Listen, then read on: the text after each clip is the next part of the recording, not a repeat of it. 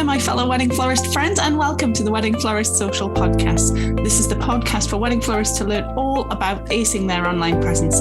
I'm your host, Vicky Laffey, and as a wedding florist of over 10 years now and a certified digital marketer, I want to help you get the right clients, get more followers, and never be stuck for content ideas again. Click the link in my description to get your free Wedding Florist Guide to Social Media Content Creation today.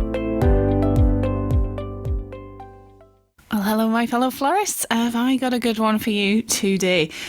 It's all about charging your worth and pricing correctly, but I don't think that short description really fully describes it or does it justice. So please do listen through at the end because I think you can definitely relate to this one. It all stemmed from a post on a Facebook group recently. This was a group called the Floristry Coach, which is a great supportive florist group run by a fellow floral educator called Viv Bradford. So do check it out if you are on Facebook, which hopefully you all are. And a fellow florist posted on there. I shall not name names, but they posted on there with a very interesting subject. And the gist of it was to charge what it costs. People should charge what it costs, not what you think people can afford, basically.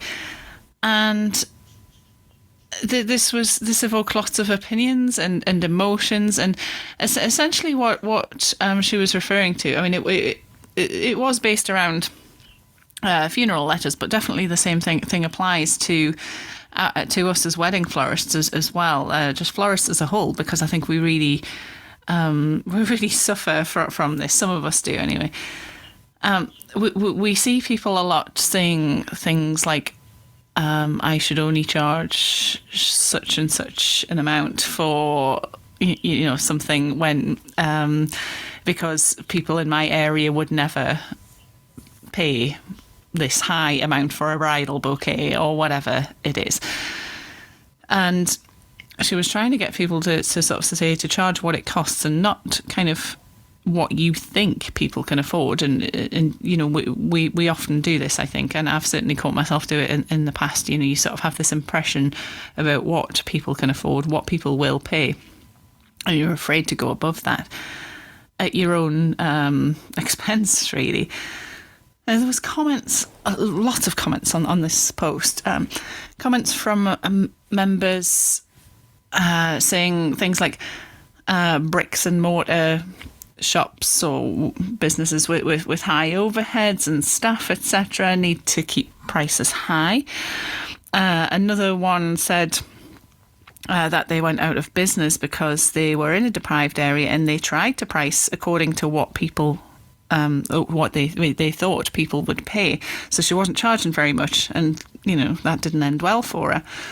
Another said they were scared of not getting work by charging what they should. And when she admitted that she shouldn't be, because she's a qualified florist, been doing it for a long time and does a great job. Now, I think this is just such an interesting topic. I think it's something that we all encounter at some point, and something that we're not all on the same page about either, sadly. I have certainly been guilty in the past of saying things like, but they probably won't even go for that, so I'll just charge X amount of pounds. Or trying to do them the best deal I can so that I can get the book in, for example. You do feel that fear kick in, don't you? And I'll hold my hands up to that. I even remember it being really scary when I put my prices up a few years ago, when I really sort of up-leveled my business and started charging what I should. So I put prices up to realistic levels, not even to crazy levels. And I started sending out quotes with those new prices on. And I was thinking, oh my God, I bet they come back with a thanks but no thanks kind of thing. But lo and behold, they booked. But not just that, they were happy to book. They were excited that they'd managed to book me, and even grateful that I'd taken them on. Now, what a difference that was to what I was used to. Now, pricing and markup can, of course, vary from area to area and from florist to florist. It depends on what country you're in and what area of the country and things like that. And we all bring something different to the table, don't we, as well. So this is the main reason why I don't have a pricing guide on my website, because then, well, first of all, that just makes it all about price, but more importantly, the customer is then just looking at prices. All they're doing is comparing prices. That they're not comparing the florists, and we all bring something different to the table. So my bridal bouquets are different from another florist's bridal bouquets, and I might put different things in there, or like to use more luxurious flowers, for example, or I work differently from you listening to this right now, so we all bring something different to the table, and we're all different people and things like that. So yeah, prices and markup and what have you can vary from florist to florist and area to area, but as a general rule, despite all that, I think we should all be charging at a similar level, or at least a level that is appropriate for our country or our area. I'm from the UK, so it's not like we're a huge country like the US, where there might be differences from the east to the west coast or something like that. I don't know. Any American florist listening, do let me know if there is much of a price difference there. But I think we should be sort of on par, I guess, is the right way to put it. Now, there were comments on this Facebook post saying things about not being able to charge more than X amount of pounds because people in their area would never pay that, or that because they worked from home, they don't charge as much as a brick and mortar florist because they don't have the overheads and the staff and the rent and all that sort of thing. I could go into so much detail about that. That sort of shocked me when I heard that, but because it really shouldn't make any difference as to where you work. But this way of thinking can actually be quite damaging in a number of ways, really.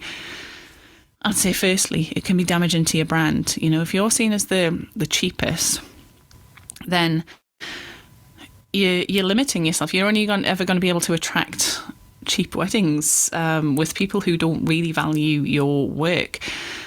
You're also it's also damaging to your business in terms of longevity.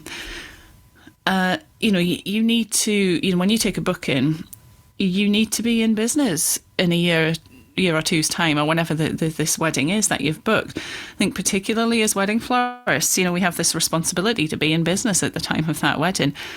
And I've seen florists before, also heard stories anyway about florists who haven't done that. They haven't charged enough to ensure that their business can kind of weather the storm and ride the waves that inevitably come with business, and they've gone out of business, and the couples that they book have kind of been left hanging, really. I had a consultation with a bride the other week, actually, and she was sort of, in a very nice way, she did end up booking, by the way, this bride, in a very nice way. She was sort of saying she was shocked at how much everything costs, and I think a lot of couples are, because this is usually the first time that they've done this. But she was saying she was shocked at how much everything costs, and it was her sister who had gotten married a few years ago, and she said that I can't remember exactly what it was now, but she'd gotten various items like the bouquet and all sorts of other things, and she paid an insanely low amount. It was about £300, which is absolutely nothing. That would probably buy you 2 bridal bouquets from me, but it was an insanely low amount for this list of items that she got. And I was just very blunt with her, and I said to this bride of mine, yeah, and I bet that florist isn't in business anymore, are they? And she said, actually, no, they're not. You're right. So, in terms of the longevity of your business, you need to be charging enough to ride those waves, as it were. We have quiet times, we have difficult times, there's all sorts of things. And we have a responsibility to both ourselves and our couples to be in business in a year's time, or 2 years, whenever the wedding is. But in terms of the bigger picture, it can also be really damaging to the industry as well. I think there's this popular misconception that, when somebody mentions the word wedding, that we slap on a few zeros. and there's this distrust of the industry, almost of the wedding industry and the floral industry, really, because they think just because we've heard that W word that we just start slapping on extra zeros, and that's, as you know, not the case at all. There's we charge appropriately for weddings because there's so much work that goes into them. It's certainly not a case of just turning up at a shop one day and magically getting what you had on your Pinterest board. There's a lot of work that goes into it, and there's emails and there's consultations and there's the planning and designing, and you put a lot more of yourself into it, I think. So charging less sort of only serves to reinforce that distrust, I think. If people are saying some florists charging like £100 for one item and then other florists charging £300 or £400 for an item, that there's going to be a confusion and distrust there, I think. So it's doing the industry a disservice when you charge less than you should. In your head, you might be just charging cautiously or doing what you can to get the booking, but it can be very damaging to the industry as a whole. In fact, it only makes it more difficult for people to charge correctly when you're charging cautiously. It can be damaging in a number of ways. It can prevent you from getting bookings, in fact, because let's say a couple are planning a wedding and they're faced with 3 or 4 different quotes, and you're the cheapest, and they're going to wonder why, aren't they? Because there's that kind of strange psychological effect that makes them think there must be something wrong with this person. Why are they so cheap? I often use a story of when I was having my front garden landscaped at home to demonstrate this, and we contacted three companies to give us a quote on this, and one company, well, they didn't even turn up, actually, so we didn't book them.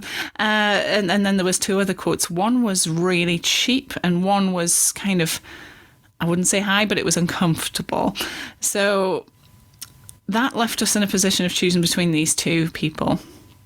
The third one knocked themselves out of the race for that because they didn't even turn up when they said they would. But we actually ended up going with the higher quote because of a couple of reasons. First of all, we were sort of thinking, hang on, what's wrong with this other person? Why are they so cheap? There's got to be a reason why they're not charging much at all. And it sort of made us distrust them. We booked this person with the higher quote because we had trust in them, and they clearly demonstrated that they were going to do a better job of it as well. When they were quoting, they were quite thorough, and when they came out to our house and they looked around the front garden, or in America you call it yard, I think. So they say they looked around and they were being very thorough and measuring and things like this, and the other guy just didn't do that at all.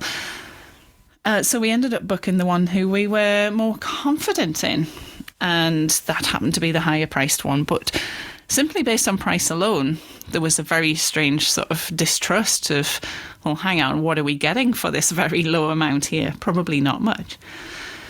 It's the same with wedding flowers. And I just want to sort of give a quote here from one of my the people in the industry that I very much admire, who's Alison Ellis. You follow her group as well. She runs a group called Real Flower Business by Alison Ellis. She's very good. And I was listening to one of her videos once, and she came out with a quote. And she said, in the race to be the cheapest, nobody wins. And that has just always stuck with me. So thank you, Alison, for that, if you're listening to this today. It's always stuck with me. And I wanted to repeat it because I think it should stick with you too. In the race to be the cheapest, nobody wins. It's very, very true. So what makes us struggle with this so much?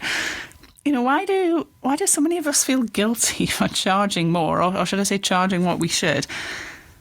Why do we feel scared or anxious when typing a number into a quote. Sometimes we feel even uncomfortable doing that, don't we? Why do some of us actually even, wholeheartedly believe that we have to work around what's best for the client, irrespective of our own needs as a business owner? I think it's a lot to do with how we've been conditioned growing up, to be honest. We've heard stories growing up such as, that's too expensive, we can't afford that, or we should cut back on A so we can afford B, or maybe we've overspent on the shopping this week, or whatever it is. You've probably heard your parents saying that growing up. And this affects us as adults. It manifests itself in our adult lives in ways such as this, when, as a grown-up business owners, when we're typing up a quote for a client, and we, before we've even shown the client or had any input from them, by the way, are already convincing ourselves that they'll never go for it, or that they won't be able to afford it. And hands up if you've ever, by the way, lowered a price at that stage to a level that you think is acceptable for the client. I know I have, I'm ashamed to say. It's something that I even struggle with now, although I don't act on those thoughts, but it's something that I struggle with now. I still get that feeling 12 years on almost, that maybe I shouldn't charge that much because they might not go for it. And, I hold my hands up to that. And I certainly don't lower my prices, but I still have those thoughts, because I know I'm worth it, as they say on the L'Oreal adverts. But, I think it's also to do with our own confidence as well. Sometimes as creative people, we are our own worst critic, I think. And sometimes we never think we're good enough, do we? So to have enough confidence to say, well, that's my price. If you want me, you'll book me. It can be a huge deal, can't it? I mean, the good news is that we can attract the kind of client we want, and location needn't matter. And this is kind of the whole basis of what I teach you guys, is that we use our online presence to pre-qualify people and filter people out who quite aren't right for us, maybe. And we use it to attract the ones who are right for us, and to reach or get in front of amazing clients who wouldn't have otherwise found us as well. I attract couples from all over the world because they're getting married in the area that I live and work in, and they've found me online. We're quite lucky to live in an area here where we have some stunning venues.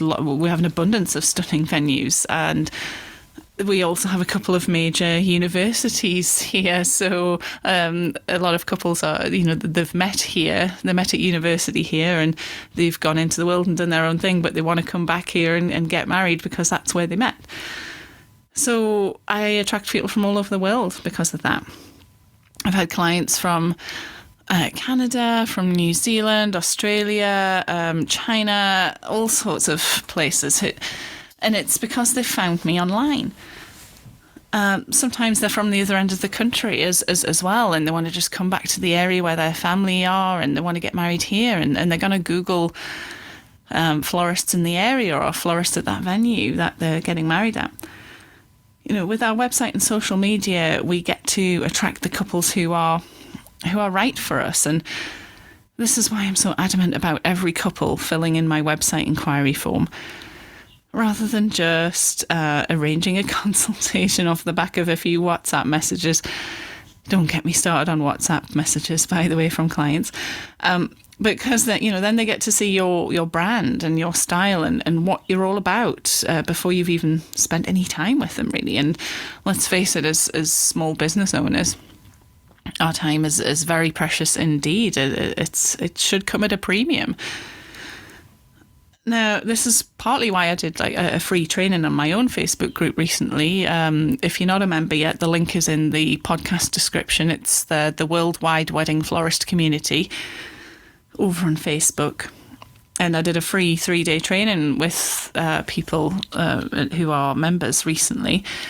Because at this time of year, when it kind of quietens down for me wedding wise, I like to get caught up on stuff like that. So I updated my own website to, for a variety of reasons, but to remain current and update the SEO side of things and lots of different things. My style, it needed to be sort of kept up to date and reflected and what have you. So I took the group members through that process as well so that they could benefit from it too. So if you're not already a member, hop on over and have a little look at that.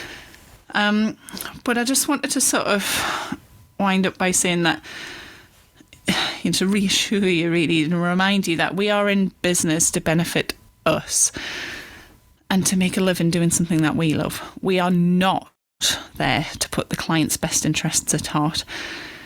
And sure, it's nice to, great to have happy clients and everything, but we have to do this for us and remain in business and remain in a business that we enjoy running, more importantly too.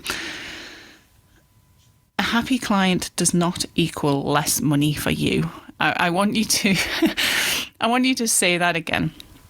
I want you to repeat that. Maybe if you need to stand in front of the mirror and repeat it. Happy client does not equal less money for you. It's that's a hugely important thing. It's a big misconception that people have, that we need to charge less to be able to please the customer, and that is simply not the case. I am living proof of that. My clients, no matter what they're paying, I book clients that are happy to just be with me. They're happy that I've taken them on and they're looking forward to working with me. They are not happy because I've given them a great deal or, if I charge them less, they will not be any happier. Happy client does not equal less money for you. So just to finish off, I would just want to say, price correctly, price with confidence, and price for you. Thank you for listening, and flower on.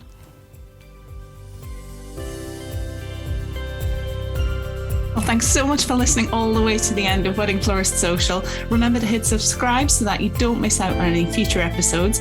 And if you want access to some free community and support, then head across to Facebook and look me up on the Worldwide Wedding Florist Community Group.